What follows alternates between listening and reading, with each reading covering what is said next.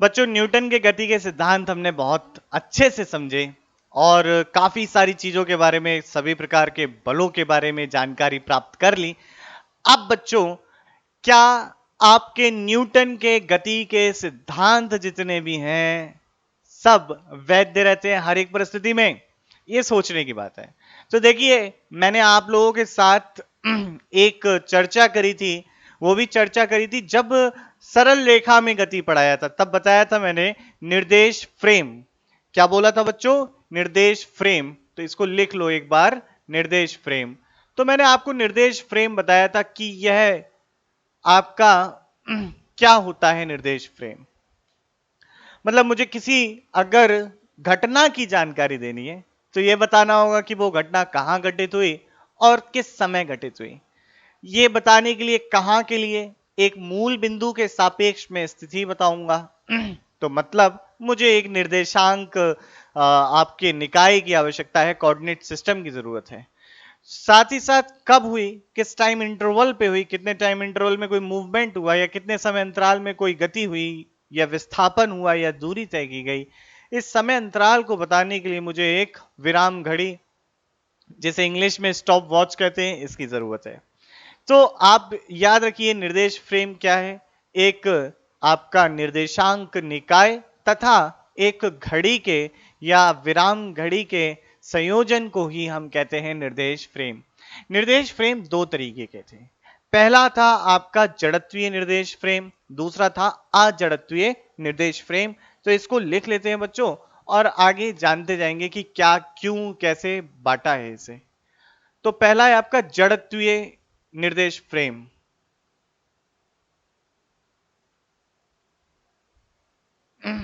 बच्चों, जड़त्वीय निर्देश फ्रेम को, और ये देखिए, ये जो मैं आपको टॉपिक पढ़ा रहा हूं ये बहुत इंपॉर्टेंट टॉपिक है। इसे इंग्लिश में बोलते हैं, देखो टॉपिक को, ये जो इनर्शियल जड़त्वीय निर्देश फ्रेम को बोलते हैं inertial reference frame. Inertial reference frame. और दूसरा है आपका अजड़त्वीय निर्देश फ्रेम। तो बेटा इसे बोलते हैं इंग्लिश में non inertial reference frame. Non inertial reference frame, अजड़त्वीय निर्देश फ्रेम। अब जैसा नाम है, जड़त्वीय निर्देश फ्रेम, अजड़त्वीय निर्देश फ्रेम, क्या है इन दोनों में? तो सबसे पहला पॉइंट, आइए बच्चों जड़त्वीय निर्देश फ्रेम को समझते हैं और क्यों जानना जरूरी है। ये बच्चों हमें वास्तव में बहुत सारी चीजों के विषय में बताएगा। तो जड़त्वीय निर्देश फ्रेम के बारे में जानते हैं।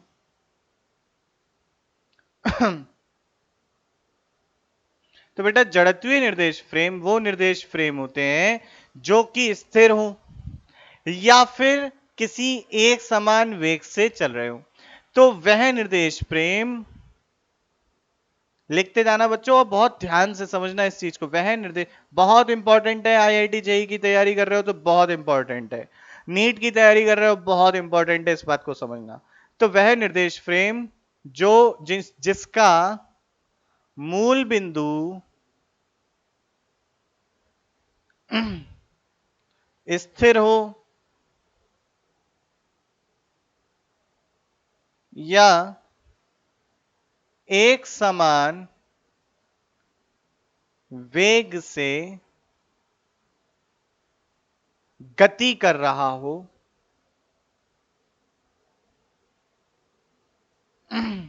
तो इस प्रकार के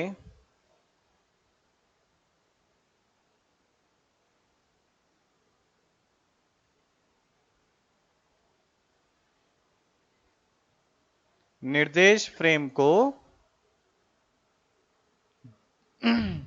जड़त्वीय निर्देश फ्रेम कहते हैं। अब जड़त्वीय क्यों बोला गया? जड़त्वीय निर्देश फ्रेम कहते हैं क्योंकि इस निर्देश फ्रेम में बच्चों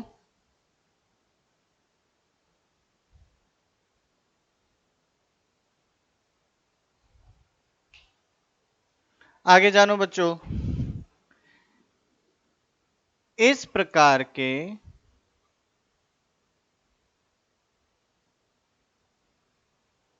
निर्देश फ्रेम में न्यूटन का जड़त्व का नियम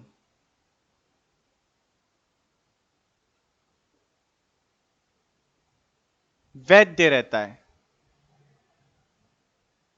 यह बहुत महत्वपूर्ण बात है जानना। इसलिए इसे बोलते हैं बच्चों, क्या बोलते हैं कि इसे बोलते हैं जड़त्वीय निर्देश फ्रेम। ये अब देखो क्या उदाहरण है इसके। यदि कोई व्यक्ति खड़ा है और ये एक वस्तु, व्यक्ति कैसा है? स्थिर। व्यक्ति कैसा है बच्चों? स्थिर, रेस्ट पे है। ये किसी वस्तु एक के गति को अवलोकित कर रहा है। अब गति का अवलोकन यानी कि ऑब्जर्वेशन, अवलोकन कर रहा है। तो ऐसी परिस्थिति में ये जो व्यक्ति जो अवलोकन करता है, ये आपका हो गया जड़त्वीय निर्देश फ्रेम। याद रखिएगा बच्चों, जड़त्वीय निर्देश फ्रेम बन गया। या फिर ये व्यक्ति एक कांस्टेंट वेलोसिटी यानी कि एक समान वेग से चल रहा होता, एक समान वेग से चल रहा होता, तो ये आपका जड़त्वीय निर्देश फ्रेम में आता। क्योंकि भाई यही तो है आपका अवलोकन करता। अब मैंने आपको बताया है निर्देश फ्रेम की परिभाषा में कि जिस बिंदु पर अवलोकन करता स्थिर होता है यानी कि ऑब्जर्वर सिचुएटेड होता है, उस पॉइंट को हम रेफरेंस पॉइंट या निर्देश बिंदु कहते हैं। तो यहां पर ये हो गया। तो भाई यहां पर न्यूटन के लॉ आराम से लगाना आसान है, आप लगा सकते हैं, सारी बातें सही है, आपका जड़त्व का नियम सही रहता है। लेकिन आज जड़त्वीय निर्देश फ्रेम में जड़त्व का नियम क्यों नहीं सही रहता? जड़त्व का नियम यह कहता है कि कोई भी वस्तु खुद से त्वरित नहीं हो सकती, यानी कि वह जब तक कोई बाह्य बल नहीं आ जाता वस्तु स्वयं से त्वरित नहीं हो सकती। ये जड़त्व का नियम है। तो क्यों आज जड़त्वीय निर्देश फ्रेम में जड़त्व का नियम नहीं रहता वैध? ये जानेंगे। तो इससे पहले इतना नोट करो बच्चों, फिर जानते हैं कि क्यों नहीं रहता वैध। आओ बच्चों देखते हैं आज जड़त्वीय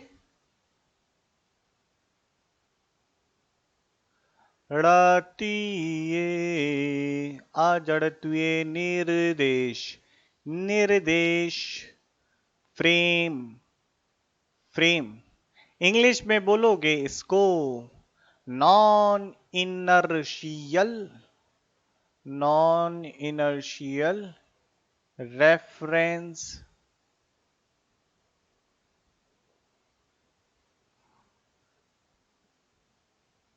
frame. Non inertial reference frame English में इसे बोलते हैं non inertial reference frame English में। ठीक है, क्यों बोलते हैं नॉन इनर्शियल रेफरेंस फ्रेम?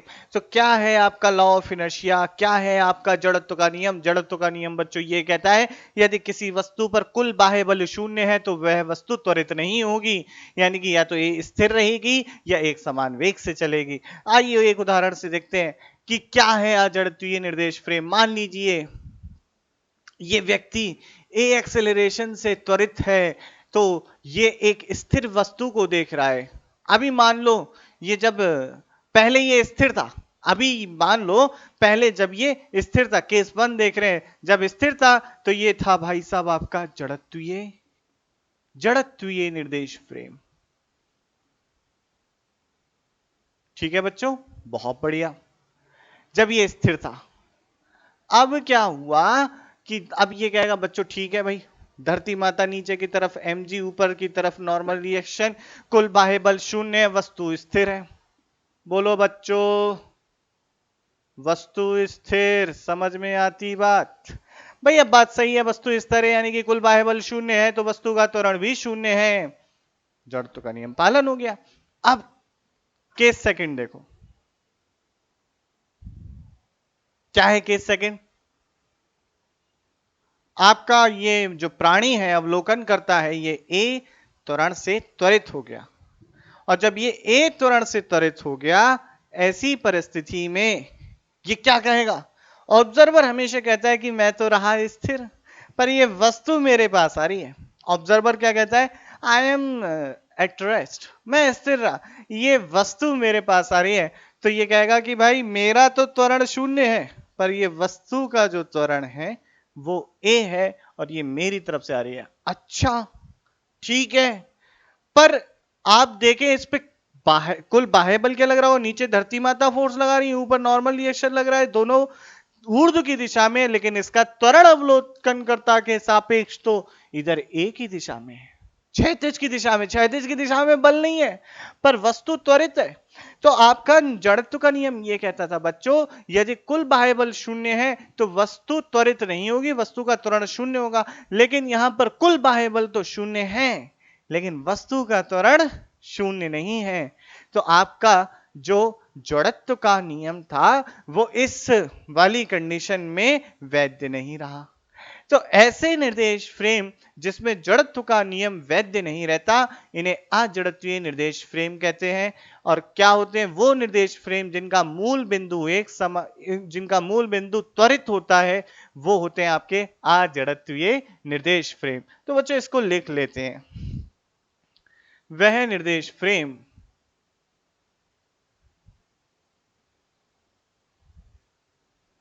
जिनका जिनका जिनका मूल बिंदु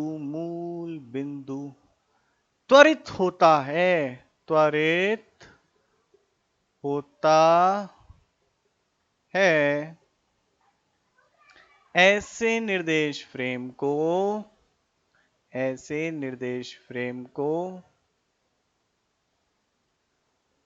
अजड़त्वीय लिखते जाना साथ साथ, अजड़त्वीय निर्देश फ्रेम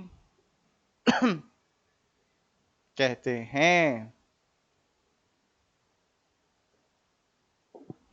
अजड़त्वीय निर्देश फ्रेम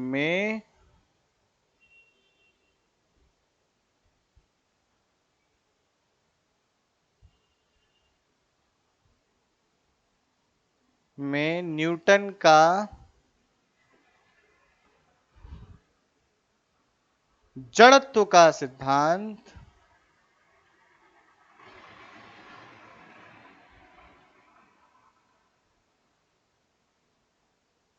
वैध नहीं रहता।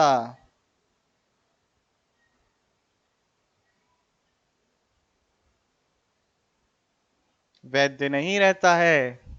ठीक है, तो ये बात हो गई।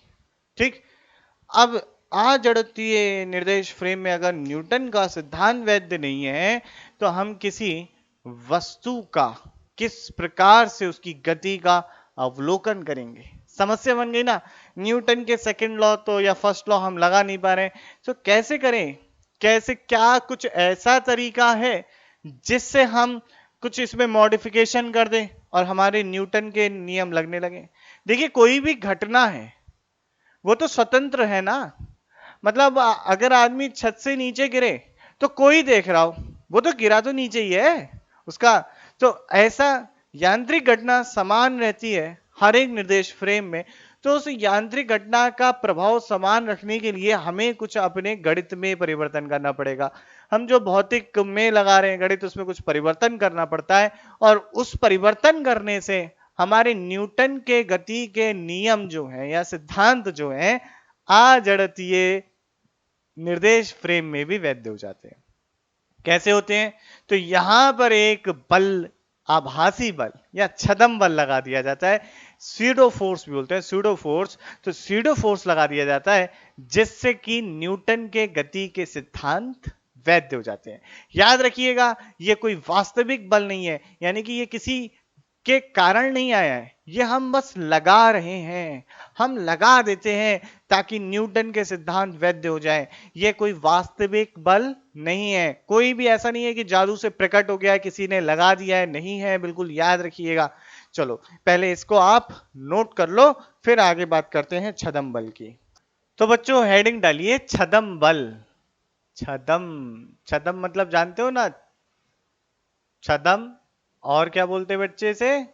आभासी। आभासी कैसी चीज होती है? दिखती है क्या? आभासी होती कुछ नहीं है, महसूस होता है। जैसे कि हम शीशे में इमेज अपनी देखते हैं, प्रतिबिंब, कोई आदमी थोड़ी खड़ा होता है यार पीछे, हमें महसूस होता है कि कोई खड़ा है जो हम जैसा दिख रहा है, पर वो आभासी होता है। तो आभासी या छदम बल यानी कि ऐसा बल जो है नहीं पर हम लगा देते हैं, तो इसे इंग्लिश में क्या बोलते हैं? इंग्लिश में बोलते हैं सूडो फोर्स। Pseudo force. तो क्यों लगाते हैं हम ये? कि भैया अजड़त्वीय तंत्र में क्या समस्या पाई हम लोगों ने? अजड़त्वीय तंत्र में बच्चों हमने ये समस्या पाई कि न्यूटन का जड़त्व का सिद्धांत वैध नहीं है। क्यों? क्यों नहीं है वैध? भाई हुआ ये कि आपका बल नहीं था लेकिन त्वरण था, तो क्या करो? वैध कराने के लिए कोई बल लगा दो, कोई बल लगा दो जो काल्पनिक हो, और कह दो भैया अभी ये बल लग रहा है, इसके बल के कारण त्वरण हुआ, तो आपका अजड़त्वीय तंत्र में भी न्यूटन का जड़त्व का नियम भी क्या होने लगेगा? पालन होने लगेगा। तो बस यही बात करनी है आभासी बल से, और बहुत आसान है। देखो, यह एक काल्पनिक बल होता है। काल्पनिक मतलब कोई यार असली में इसका कारण नहीं है। काल्पनिक बल होता है जिसका प्रयोग हम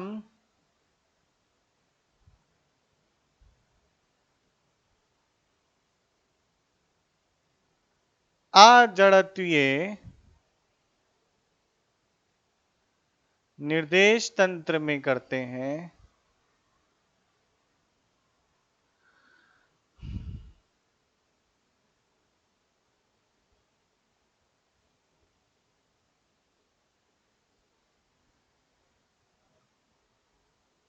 अजड़त्वीय निर्देश फ्रेम में करते हैं तथा इसके प्रयोग से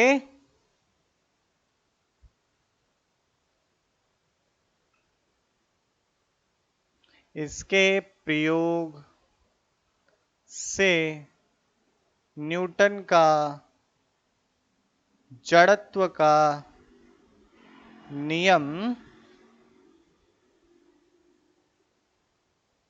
अजड़त्वीय तंत्र में भी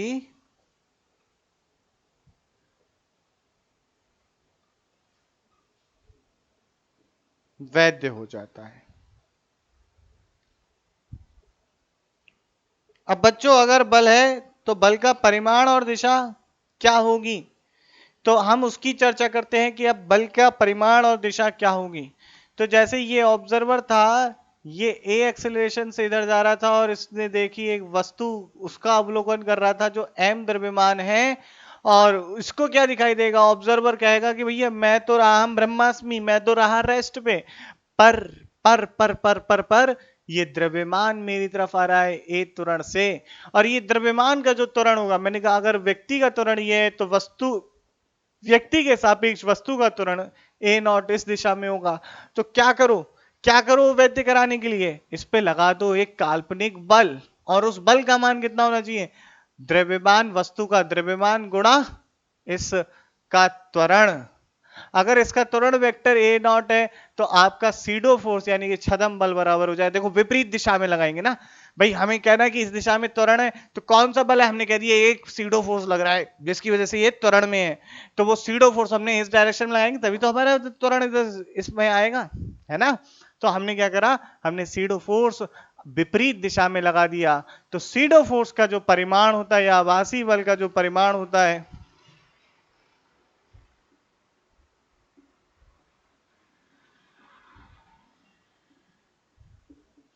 वस्तु का द्रव्यमान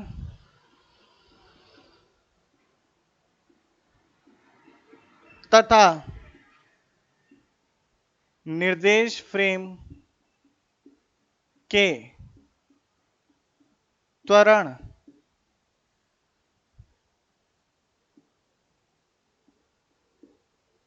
के गुणनफल के बराबर होता है।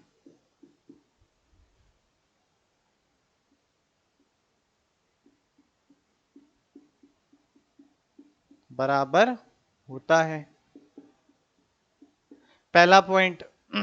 दूसरा पॉइंट, आभासी बल का, आभासी बल की दिशा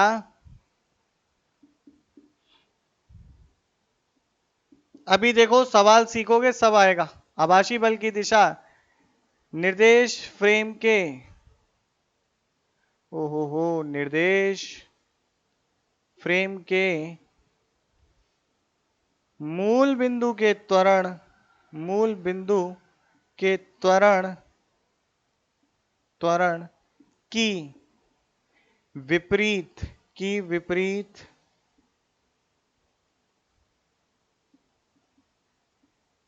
दिशा में होता है।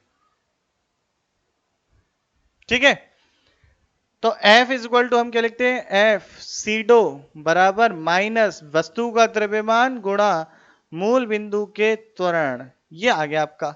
अब इस काल्पनिक बल को लगा दो, अजड़त्वीय तंत्र जहां पे भी दिखाई दे इस काल्पनिक बल को लगा दो, सवाल हल कर दो, बहुत आसानी से होगा। नहीं होगा, एक सवाल से देखेंगे, जरूर होगा। ठीक है, तो फटाफट से नोट कर लो बच्चों। आइए बच्चों एक प्रश्न देखते हैं।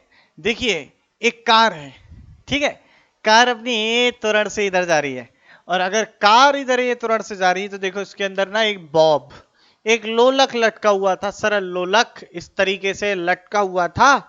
अब ये क्या होगा, जब इधर जाएगी तो ये ऐसे झुक जाएगा। अगर स्थिर होती कार, रुकी हुई होती, सीधा रहता। कार इधर चल गई, इधर पीछे हट गया ना, देखा होगा। अब ये जो अपने ऊर्ध्व से कोण थीटा बना रहा है, इस थीटा का मान निकालना चाहते हैं हम लोग।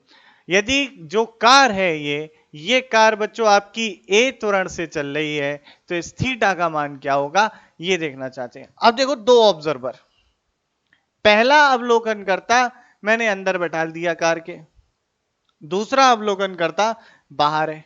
बाहर वाला अवलोकन करता क्या कहेगा, ये कहेगा जो स्थिर है, ये कहेगा ये जो मास है ना बॉब, ये बॉब ए त्वरण से सीधे हाथ की तरफ चल रहा है। दूसरा अलग कहेगा भाई साहब जो अंदर बैठा उसे बाहर की दुनिया से मतलब नहीं है, वो कहेगा ये बॉब रुका हुआ है, ये किसी से नहीं चल रहा। बाहर वाला क्या कह रहा है, ए त्वरण से चल रहा है, अंदर वाला क्या कह रहा, ये किसी से नहीं चल रहा। अंदर वाले का त्वरण वही होगा जो कार का त्वरण है। अब अंदर वाला ऑब्जर्वर त्वरण रख रहा है, कौन सा निर्देश फ्रेम, जड़त्वीय या अजड़त्वीय, अजड़त्वीय, बिल्कुल सही, अजड़त्वीय निर्देश फ्रेम है ये। तो अजड़त्वीय निर्देश फ्रेम में हम क्या लगाते हैं, सीडो फोर्स लगाते हैं। कहां लगाते हैं, सीडो फोर्स की दिशा या आभासी बल की दिशा इधर जो त्वरण है उसकी विपरीत दिशा में लगाते, जो आपके निर्देश फ्रेम का त्वरण है, ऑब्जर्वर का त्वरण है, उसके विपरीत दिशा में एम ए लगा देते हैं। तो अगर मैं बच्चों इसका अब मुक्त वस्तु आरेख बनाऊं तो देखो आपका सीडो फोर्स इधर लग रहा होगा, इसका भार mg नीचे लग रहा होगा, क्योंकि यह एक रस्सी से जुड़ा है तो इसका तनाव इधर लग रहा होगा T। अब ये कोण यदि थीटा है, कौन सा कोण, ये कोण, तो निश्चित तौर पर यह कोण भी थीटा होगा। अब इस T के दो घटक हो सकते हैं, इस वाली दिशा में जो T का घटक है वो होगा बच्चों T cos थीटा, और इस वाली दिशा में जो T का घटक है वो होगा बच्चों T sin थीटा। तो हम क्या लिख सकते हैं, ये ऑब्जर्वर जो अंदर बैठा है वो तो यही कह रहा होगा ना, ये किस पे, विराम अवस्था में, अंदर वाले ऑब्जर्वर की बात हिसाब से बातें लिखी है बेटा मैंने। तो ये जब ये कहेगा विराम अवस्था में है तो इस पे लग रहा है सभी बल का, जो मैं बाहर वाला मिटाल देता हूं ऑब्जर्वर, ये कहेगा इस पे लग रहा है सभी बल का योग जो होगा वो शून्य होगा। तो इसके हिसाब से टी साइन थीटा बराबर बच्चे हो जाएगा एम ए, समीकरण संख्या 1, टी कॉस थीटा बराबर हो जाएगा एम जी वस्तु का भार, समीकरण संख्या 2, टी, और समीकरण 1 और समीकरण 2 को अगर हम विभाजित कर दें तो हमें मिलेगा टेन थीटा बराबर ए बाई जी। तो बेटा एक आसान तरीका है समस्या को हल करने का। दूसरी बात सुनो, दूसरा क्या है तरीका, अगर आपसे पूछ लिया जाए रस्सी में तनाव कितना होगा, तो रस्सी में तनाव देखना है हमें। तो समीकरण 1 का वर्ग करो प्लस समीकरण 2 का वर्ग कर दो, क्या मिलेगा? T square sine square theta plus T square cos square theta बराबर एम स्क्वायर ए स्क्वायर एम स्क्वायर जी स्क्वायर। अब इसके बाद टी स्क्वायर कॉमन ले लो, कोई sine square theta plus cos square theta 1 होता है, 1 हो गया। ये हो जाएगा एम स्क्वायर कॉमन ले लो, A square plus G square हो गया। तो t बराबर कितना हो गया? M square root of G square plus A square. ये होगा रस्सी में तनाव इस वक्त। एक और महत्वपूर्ण हमने चीज सीखी, छदम बल। और सुनो, आभासी भार पढ़ाया है मैंने। आभासी भार, लिफ्ट में अगर जा रहे हो तो आभासी भार क्या होगा, ये देखते हैं।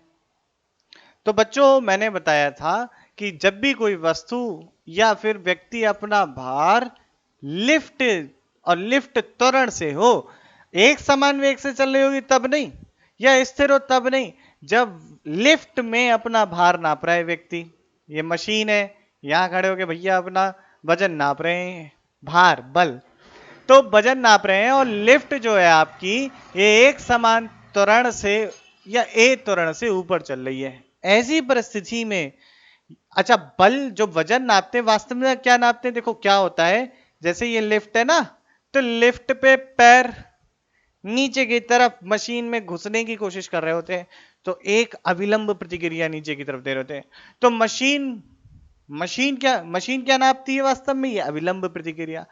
तो जो मशीन है इतनी ही अविलंब प्रतिक्रिया आदमी पे ऊपर की तरफ उसके पैरों पर लगा देती है, इस तरीके से, ठीक है, इतनी अविलंब प्रतिक्रिया, और आदमी पे नीचे इसका वेट लग रहा होता है।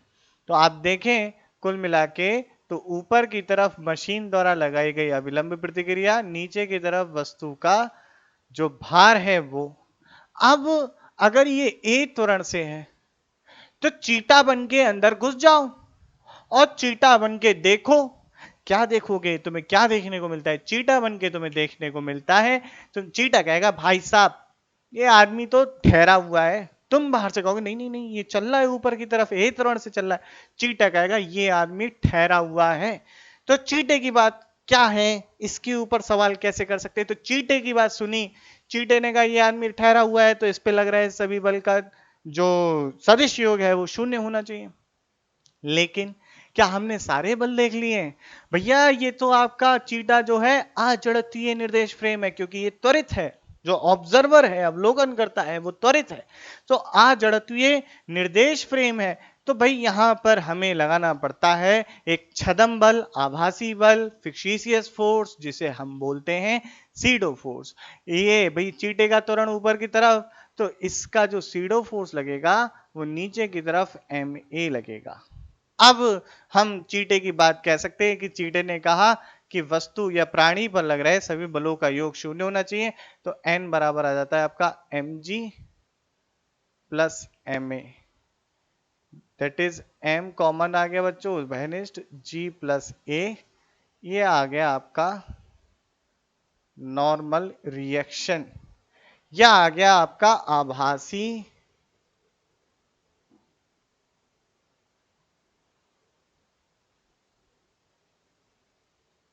आभासी भार, ये आ गया बच्चों। तो आभासी भार, अगर ये लिफ्ट नीचे की तरफ जा रही होती तब क्या होता? अगर ये लिफ्ट बच्चों नीचे की तरफ जा रही होती उस केस में क्या होता वो देख लेते हैं।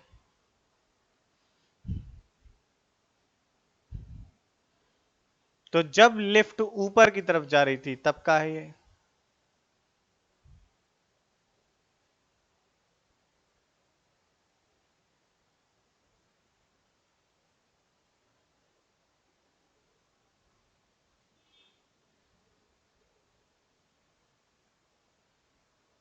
जब लिफ्ट नीचे की तरफ जा रही हो तब क्या होगा?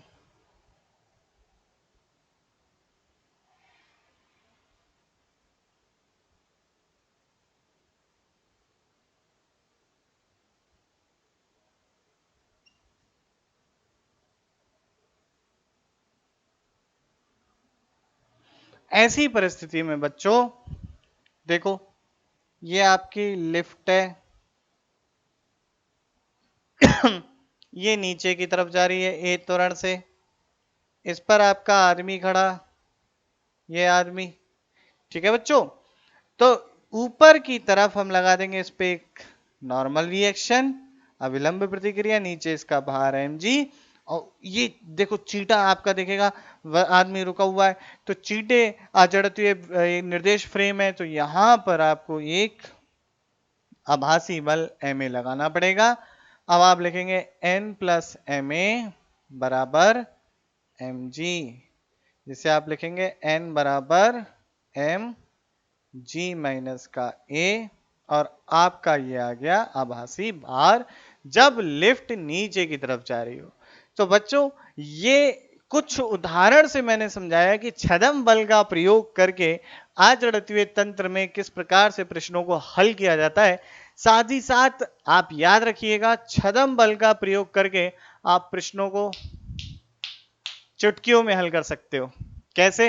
एक और प्रश्न देखते हैं, इसे नोट करिए। आओ बच्चों एक और प्रश्न देखते हैं। देखो ये एक आनत तल है, यानी कि इंक्लाइंड प्लेन। ठीक है, इसके ऊपर एक वस्तु, ये चिकना है, और ध्यान रखना ये कैसा है, चिकना है। यानी कि चिकना होने का मतलब घर्षण रहित है।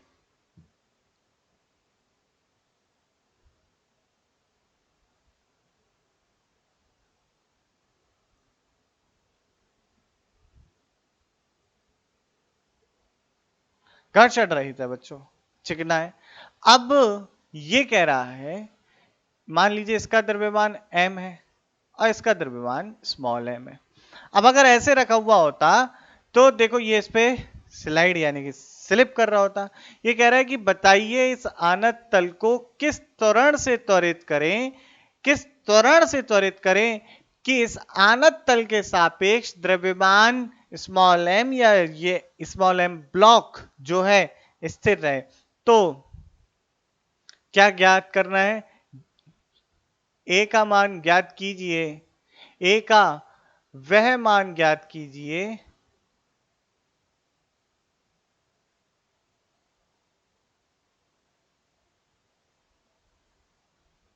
जिसके लिए स्मॉल m ब्लॉक आनत तल के सापेक्ष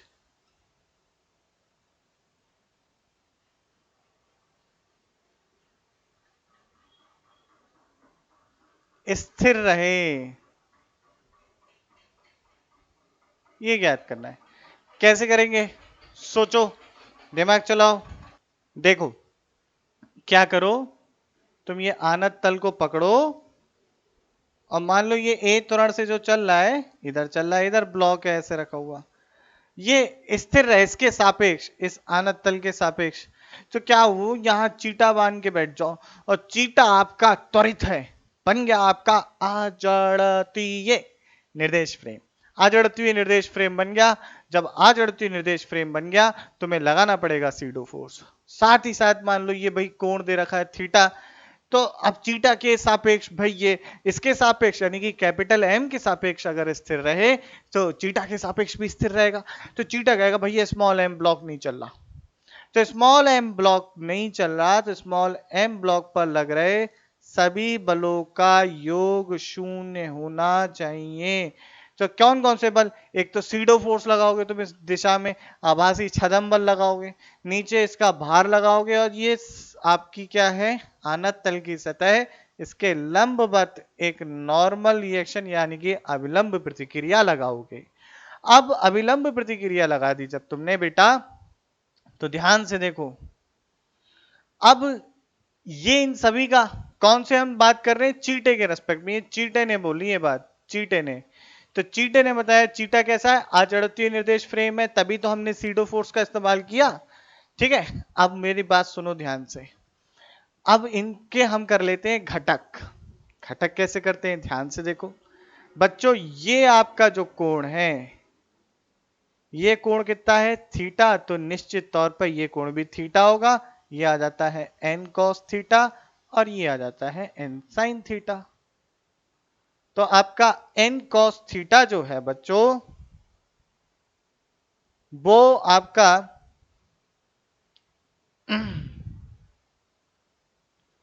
वो आपका जो है बैलेंस कर रहा होगा ma को। थोड़ा सा परिवर्तन है, ये यदि कोण थीटा है तो ये थीटा होगा, ये 90 माइनस थीटा होगा, और पुनः ध्यान दें ये आपका कोण थीटा होगा। तो इस दिशा में जो अभिलंब प्रतिक्रिया का घटक आएगा n cos थीटा, और इस दिशा में जो अभिलंब प्रतिक्रिया का घटक आएगा वो आएगा n sin थीटा।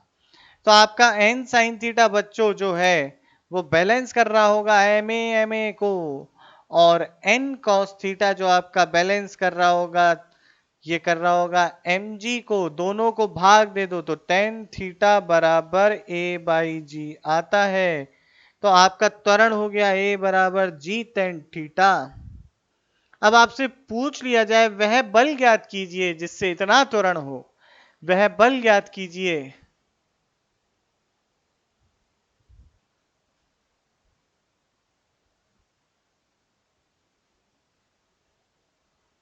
जिससे दिया हुआ त्वरण हो, जिससे a बराबर g by tan theta, a बराबर g टेन थीटा त्वरण हो। तो बल बराबर क्या होता है भैया? बल बराबर होता है, इसको सिस्टम मान लो, कुल निकाय का द्रव्यमान गुणा त्वरण। तो बल बराबर हो गया कुल निकाय का द्रव्यमान m प्लस स्मॉल m, त्वरण है a, m plus small m, त्वरण हमारा है g टेन थीटा। इतना बल लगाएंगे तो यह इतना त्वरण देगा। ठीक है, आसान है, सिंपल प्रॉब्लम। कब सिंपल? तब आसान है जब आप छदम बल का प्रयोग करके प्रश्न हल करें। तो इसे फटाफट बच्चों नोट कर लो, ये एक और था एग्जाम्पल आपका छदम बल के ऊपर। तो प्यारे बच्चों जरूर बताना कि आज का लेक्चर कैसा लगा, आपको क्या अच्छा लगा, क्या और बेहतर हो सकता है, जरूर बताइएगा। बच्चों अगर आपको मेरे लेक्चर पसंद आ रहे हैं तो चैनल को सब्सक्राइब करो, और अपने दोस्तों के साथ भी तो शेयर करो ताकि उन्हें भी तो चैनल के बारे में पता चले। अपने छोटे भाई बहनों को बताओ ताकि वह भी हिंदी में उच्च स्तर का ज्ञान प्राप्त कर पाए। तो अभी के लिए मैं चलता हूं मेरे प्यारे बच्चों, मेरे छोटे छोटे प्यारे बच्चों, मेहनत करो, देश के लिए करो, खुद के लिए करो, खुद के माता पिता के लिए करो, और मेरे लिए भी करो। जय हिंद।